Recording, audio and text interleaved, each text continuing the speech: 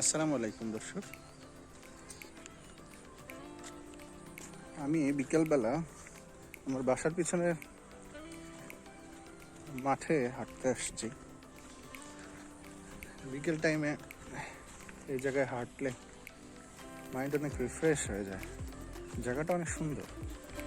Mainly এখানে বছরের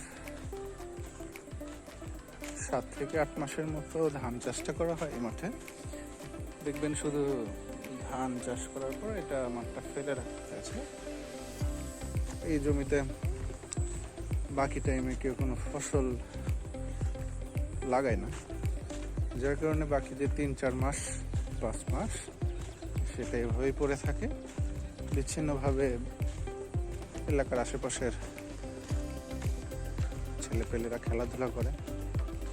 আমাদের বিশ্ববিদ্যালয়ের এখানে একটা অস্থায়ী মাঠও তৈরি করানো হয়েছে। আসলে জমিকে 1 দাগের জমিকে একটু চাষ দিয়ে মাঠ খেলার উপযোগী করা হয়েছে। তবুও খেলা চায় না এরকম একটা অবস্থা। সূর্যাস্তের সময় এখন 5:15 বাজে। পশ্চিম আকাশে সূর্য নিচে নেমে এসেছে। আমি আমাদের অস্থায়ী খেলার মাঠের দিকে যাচ্ছি। স্থানীয় ছেলেপেলেরা এখানে খেলা করছে। আমি ওখানে খেলেছি কয়েকবার, বেশ ভালো লাগে। হবিগঞ্জে আসলে শহর এরিয়াটা অন্যান্য বেশিরভাগ বাংলাদেশের যে মফস্বল ঘিঞ্জি এলাকা মতো অনেকটা এরকম। রাস্তাঘাট বা ফুটপাত খুবই সংকীর্ণ। ফুটপাত নাই বললেই চলে। এখানে অলিগলি এত, যেখানে অবশ্যই আসলে মন খুলে আড্ডা দেওয়ার মতো সিচুয়েশন খুবই কম। সেই তুলনায় একটু শহরের আউটসাইডের যে বাড়িগুলো রয়েছে, সেই বাড়িগুলোর পিছনে যে খোলা মাঠগুলো, সেগুলা আসলে মনোমুগ্ধকর বলাই যায়।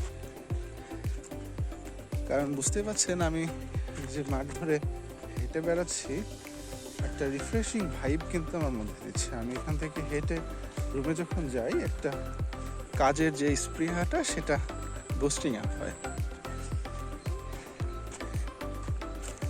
সবাই ভালো থাকেন। আবার পরে সময় সুযোগ বুঝে আপনাদের সাথে কথা বলবো। আসসালামু আলাইকুম।